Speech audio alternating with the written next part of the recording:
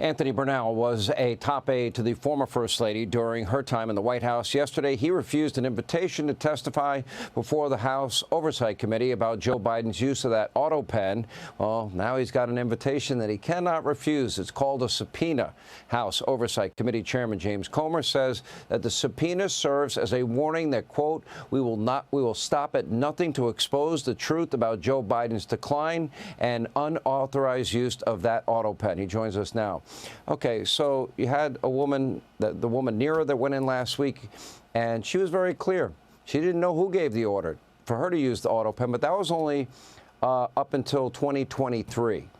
I really want to know who gave the order in the last year of his presidency, especially the last 6 months. Do we have any idea who?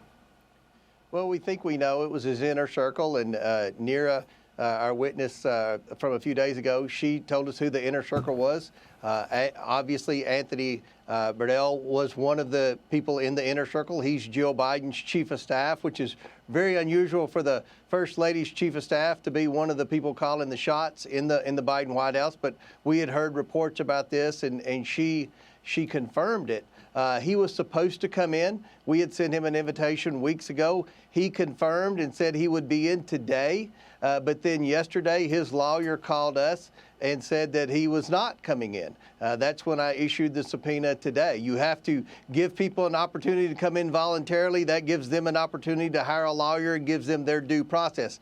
He said he would come in, and then he reneged. I think, Sean, he reneged because President Trump waived executive privilege. And obviously, he was probably going to come in and claim executive privilege and try to not answer any of our questions. But now he's subpoenaed. His executive privilege has been waived, and he's going to have to answer questions about who operated the auto pen and was Joe Biden aware of what his inner circle was doing with respect to executive orders and pardons. Is there any chance he can plead the Fifth? Well, that's yet to be determined. I don't know. Our lawyers are talking about it now. Obviously, he was going to plead executive privilege, or he would be in there today to sit down like the last witness did. So we'll see what he says. But it's very clear that there was a few people that were instructing the staff secretary to go in and put the documents in the auto pen.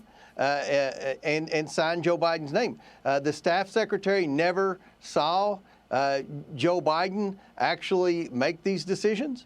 So it's going to be interesting to see who was actually making the decisions. The staff secretary for Donald Trump is the one that stands behind him when he was signing all those executive orders and said, this is the executive order reopening drilling.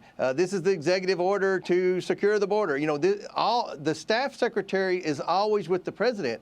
And what we learned about Biden's staff secretaries, she had limited access to Joe Biden. He had a circle. That's what Jake Tapper wrote in his book. That's what we believe Jean-Pierre is going to write in her book. So we're trying to get into that inner circle to get the answers as to who was actually calling the shots and whether or not Joe Biden was aware. And if he wasn't aware, Sean, then these executive orders and pardons should be declared void in a court of law. That's right. All right, Chairman Comer, thank you for the update. We appreciate it. Hey, Sean Hannity here. Hey, click here to subscribe to Fox News YouTube page and catch our hottest interviews and most compelling analysis. You will not get it anywhere else.